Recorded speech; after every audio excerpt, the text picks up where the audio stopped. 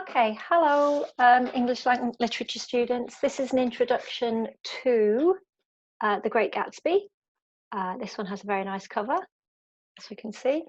And this is a book lots of students really enjoy. This is often set for A-level, and you may have seen a film, and at least a recent film, fairly recent film.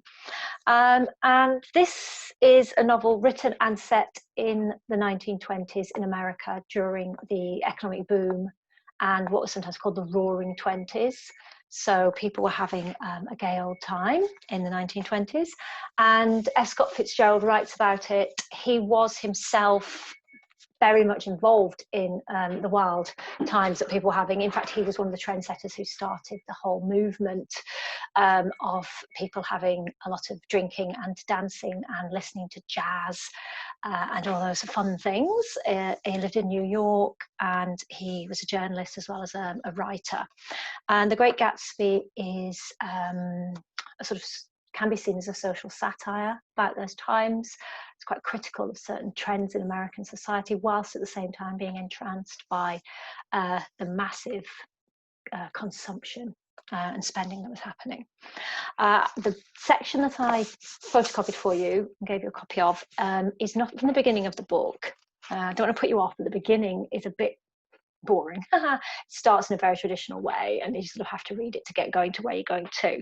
So I've chosen to take a section from inside the book, and this is when the narrator, Nick Carraway, so we have a first-person narrator, comes to visit his very rich second cousin friend, and her husband, and they're living in this very fancy mansion. And he walks into the room and he sees these two young women. The younger of the two was a stranger to me. She was extended full length at her end of the divan, completely motionless, and with her chin raised a little, as if she were balancing something on it which was quite likely to fall. If she saw me out of the corner of her eyes, she gave no hint of it. Indeed, I was almost surprised into murmuring an apology for having disturbed her by coming in. The other girl, Daisy, made an attempt to rise. She leaned slightly forward with a conscientious expression. Then she laughed, an absurd, charming little laugh, and I laughed too and came forward into the room. I'm paralysed with happiness. She laughed again, as if she had said something very witty, and held my hand for a moment, looking up into my face, promising that there was no one in the world she so much wanted to see. That was a way she had. She hinted in a murmur that the surname of the balancing girl was Baker. I've heard it said that Daisy's murmur was only to make people lean toward her, an irrelevant criticism that made it no less charming. At any rate, Miss Baker's lips fluttered. She nodded at me almost imperceptibly and then quickly tipped her head back again. The object she was balancing had obviously tottered a little and given her something of fright. Again, a sort of apology rose to my lips. Almost any exhibition of complete self-sufficiency draws a stunned tribute from me. I looked back at my cousin, who began to ask me questions in her low, thrilling voice. It was the kind of voice that the ear follows up and down, as if each speech is an arrangement of notes that will never be played again.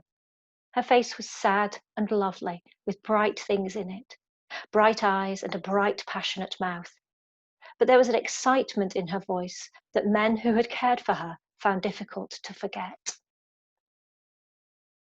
And that introduces you to the style, the fact that we have this first-person narrator, Nick, who's a kind of insider, but also very much an outsider.